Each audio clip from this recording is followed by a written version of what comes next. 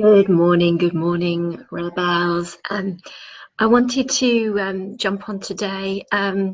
It's sort of midweek, isn't it? Sort of what we call the hump day before the weekend. So we're rattling towards it. So you might be on the train now heading into work, or you might be tuning in a little bit later this evening. But I wanted to jump on today and this week and talk about imposter syndrome. We hear it talked about a lot, and just a little story on that is that I'd committed a couple of weeks ago to being live every week, and I should have actually jumped on last week and talked about imposter syndrome, but things ran away with me. And the interesting thing is when I reflected on it, is that the whole reason that I was unable to jump on this time to do a live was, if you like, I was being an imposter myself. Had the opportunity last week just to dip my toe back into a couple of days in sort of, if you like, old corporate world in a consultancy, and I thought, hang on a minute, I've actually done exactly the same thing that I'm going to talk about today. Is that, yes, I've gone back in to do a couple of days work just to dip my toe in. Having said that, when I went back in, it still felt that it didn't quite fit. That sort of world was outdated for me. And, what only made that reflection some few days later, that it actually prevented me from actually showing up as who I am now, as Nick the coach. So imposter syndrome. I wanted to follow on from the week before, if you can remember it, where I was talking about our authenticity at work. So with imposter syndrome, it's all about the can'ts, or that one negative comment that can really open self-doubt in our minds, and the niggles that eat away at our self-confidence and really hold us back. And it can send our mind into complete overdrive and overwhelm. And relating it back to corporate, and you may feel it now and feel outdated in your corporate world, it can be a major obstacle to career progression, whether, as I said, that's inside corporate or outside. And as we go along in our corporate careers and they feel more outdated, and we think, hey, we kind of need to step out of corporate world, it starts to bubble up those imposter syndrome feelings that make us think, actually it doesn't feel right to be here anymore. And it might be telling us a kind of another story that things really need to change. So it's making that kind of shift from that corporate familiarity, despite it being sort of overshadowed by thoughts around, I don't know how you might feel in corporate, but there may be the thoughts of, I don't know what I'm doing. Gosh, I've been here a long time. It's only a matter of time before I get caught out, or they find me out, or, I feel a failure. I certainly was feeling some of those thoughts towards the end of my corporate career. But, how long can we manage this until we do feel in that place of total exhaustion, stress, anxiety, overwhelm, and it begins to make a real massive dent in our kind of self-esteem and confidence. And actually the reverse is true, in terms of corporate world feeling outdated, in that thought of our dipping our toe into a new world that might be a different job, a local job, retraining, being self-employed, setting up our own business. And equally, we can feel the odd one out in that sort of unfamiliar setting as well, because we've been used to the corporate feel. So I guess that runs the risk, as I experience, of getting stuck in our corporate lives, a bit like a rabbit in the headlights, because we feel imposterish in the corporate world with that outdated, if you like, work style and balance, yet going into something completely different feels equally daunting, and we kind of procrastinate and we get stuck in that imposter syndrome as a result. And you know what, it does feel quite like a taboo subject, doesn't it? We don't want to admit our experiences of fear and how we might feel being that imposter. So on goes the mask, whilst we're experiencing quite different emotions inward compared to what we are showing up and presenting ourselves outward.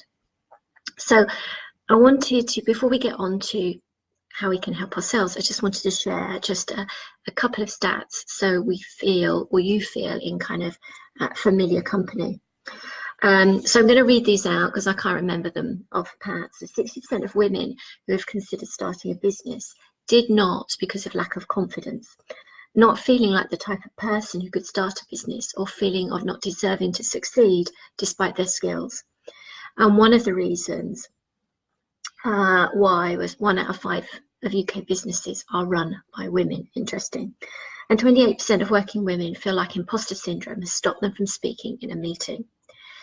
How many of you feel like that? That really struck a chord with me. That was a key thing for me when I was in corporate world.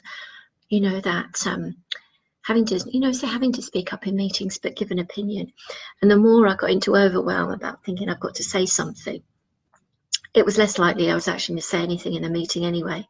And 21% of women have been prevented from suggesting a new or alternative idea at work, and 26% have failed to change career or role. That kind of stuck in corporate life. So we have those feelings that not fitting into corporate world has become outdated, and a potential set of feelings around a combination of fear and excitement, all wrapped up together with sort of stepping out of corporate world too. And that's when we kind of play into that, well, I'm not good enough. I have that imposter syndrome. I'm now not good enough. You know, what do I do next? Now, does this make us failures? Hell no, absolutely not. What we can do is we can recognize and accept how we feel, what those feelings are, and then choose differently. Choose those feelings or not. In a corporate context, choose to stay or to go.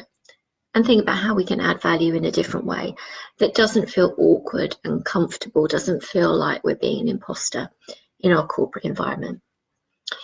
So how do we build ourselves up? And if you'd like, and challenge those feelings, challenge that imposter syndrome.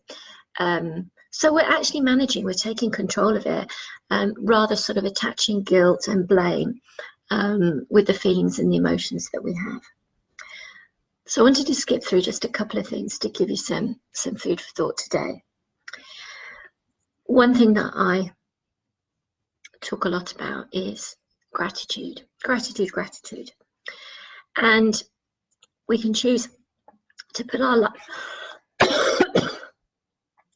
put our life on hold in corporate world, or we can create the life that we want, to learn, to feel good and appreciate the life now. So think about how you can step into a world of gratitude and making a list of things that you enjoy, rather than, you know, being clouded by maybe this imposter syndrome you feel day to day.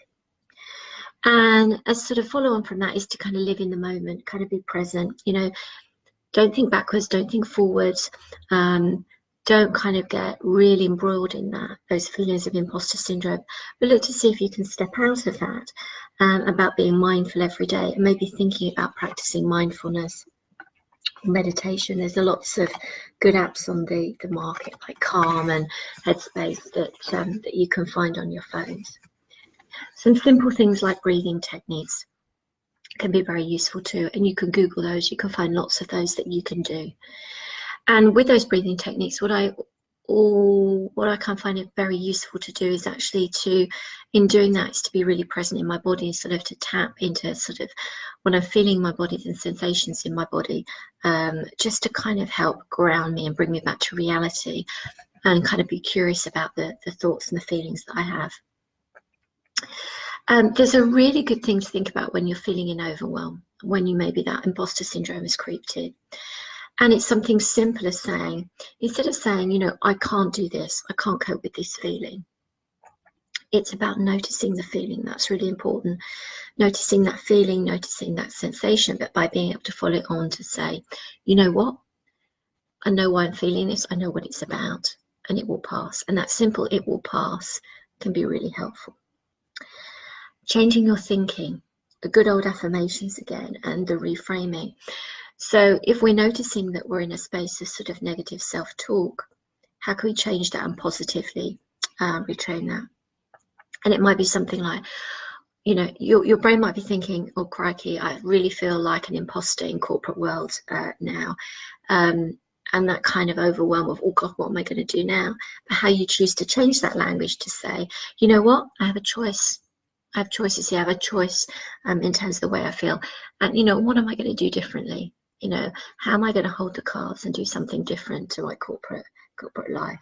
So it's important that you're kind of non-judgmental and accepting of yourself, and you kind of catch yourself being critical.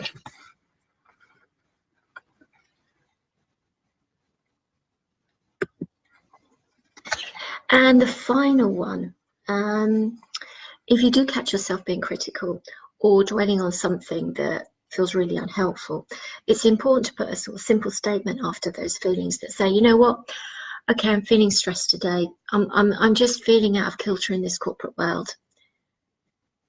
But actually to follow on with that to say, but that's okay. That's okay. You know, tomorrow will be different. Acknowledging that emotion, but kind of letting it go and not sort of laying any sort of judgment and blame about it.